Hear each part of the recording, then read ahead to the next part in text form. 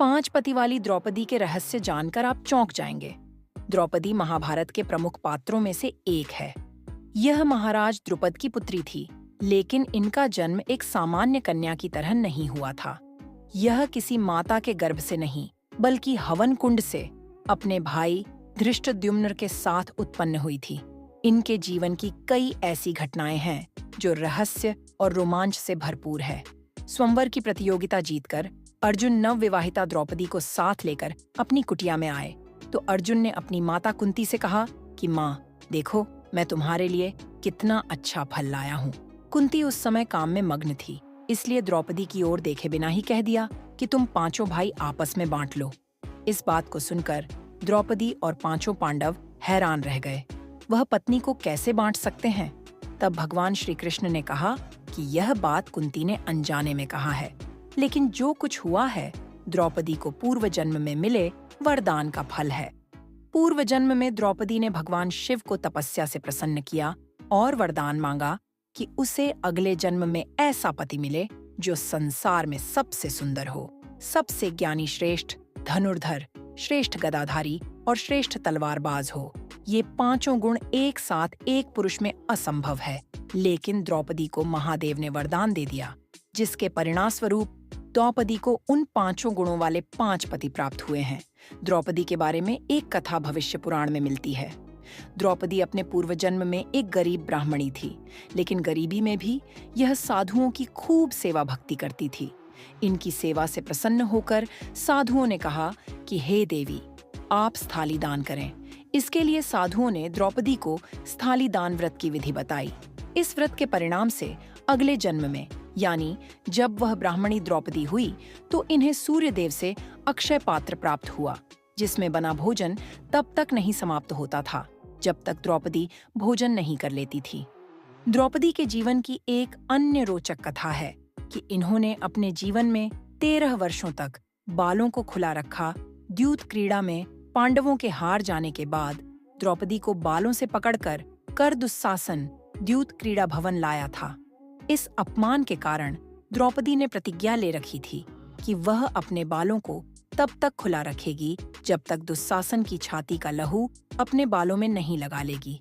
भीम ने जब महाभारत युद्ध में दुस्साहसन को मारकर उसकी छाती का लहू लाकर द्रौपदी को दिया, तब द्रौपदी ने अपने बालों का श्रृंगार किया। द्रौपदी को ब्याह कर भले ही अर्जुन लाए थे, लेकिन द्रौपदी को सबसे अधिक स्नेह भीम से था। ऐसी कथा है कि महाभारत युद्ध के बाद जब पांडव अपना राजपाट त्याग करके स्वर्ग जाने के लिए निकले, तो द्रौपदी भी उनके साथ गई। स्वर्गारोहण के मार्ग में हिमालय को पार करते समय अचानक द्रौपदी का पांव फिसल गया और द्रौपदी खाई में गिरने लगी। उस समय भीम ने द्रौपदी को बचाने का काफी प्रयास किया। मरते समय द्रौपदी ने कहा कि अगर मुझे अगला जन्म मिला तो मैं तुम्हारी पत्नी बनना चाहूंगी। इसके अलावा एक सच और जिसे जानकर आप चौंक जाएंगे, और वह सच है कि द्रौपदी कर्ण से प्रेम करती थी और उसे अपना पति मानती थी। आइए जानते हैं पूरा वाकया। महाभारत में भी देवी का एक अंशावतार है। यह वही स्त्री है जो महाभारत में बहुत महत्वपूर्ण पात्र है। इसका नाम द्रौपदी है और असल में ये देवी काली, जो कि दुर्गा जी की ही एक शक्ति हैं, उनका ही अंशावतार है। द्रौपदी को 64 योगिनियों में से एक खप्पर योगिनी भी कहा जाता है। इस संबंध में महाभारत के आदि पर्व में एक कथा मिलती है। एक दिन इंद्रप्रस्थ में युधिष्ठिर द्रौपदी के कक्ष में थे। भीम उधर से गुजर रहे थे। अचानक उनकी निगाह खिड़की से कक्ष की ओर पड़ गई। उन्होंने देखा बड़े भैया द्रौपदी के पांव दबा रहे हैं और द्रौपदी पलंग पर खप्पर लिए बैठी है और बड़े ही क्रोध से युधिष्ठिर को देख रही है। बीच बीच में कह रही हैं, मैं तुम सबको खा जाऊंगी, रक्त पीऊंगी। भीम ये देखकर क्रोधित हुए और कुछ समझ नहीं पाए। उन्हें कृष्ण का ध्यान आया। उनकी माया वो पहले ही जानते थे, पर कभी समझ नहीं पाए थे। भीम ने कृष्ण का ध्यान किया तो कृष्ण सामने आ गए। भीम ने कहा कि अर्जुन तुमसे बहुत सवाल करता है। मैं आयु में तुमसे और अर्जुन दोनों से बड़ा हूँ, इसलिए आज मुझे भी कुछ बता दो। कृष्ण ने कहा, पूछिए, क्या पूछते हैं?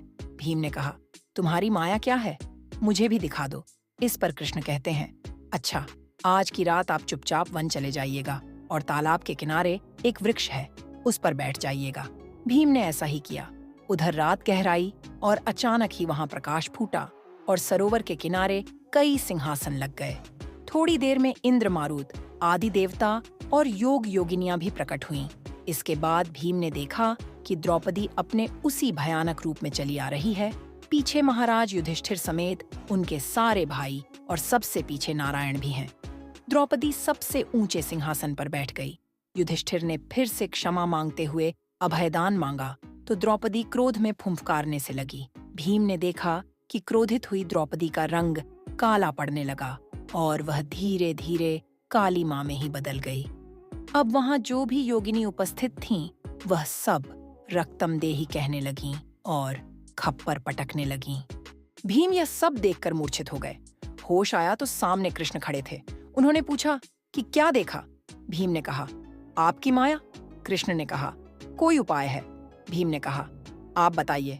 कृष्णा ने कहा, आज दोपहर जब द्रौपदी भोजन परोसे तो खाना मत छूना भी मत, और जब पूछे कि क्या चाहिए तो कहना एक वचन। भोजन परोसते हुए द्रौपदी मना नहीं कर सकेगी। भीम ने ऐसा ही किया। पांचाली ने पूछा, क्या चाहिए? भीम ने तपाक से कहा, हम पांचों को अभय दान दो। द्रौपदी ने अभी ये सुना ही था कि कृष्ण आ गए और बोल पड़े कि प्राण मेरे भी छोड़ दो। द्रौपदी खींच गई और इसी दौरान कुछ बोलने की कोशिश में उसकी जीभ दांत के बीच आ गई। इससे जीभ को घाव लग गया और जमीन पर रक्त की 6 बूंदें गिर गईं। इतने में द्रौपदी सावधान हो गई और अन्य बूंदें गिरने से बचा लिया।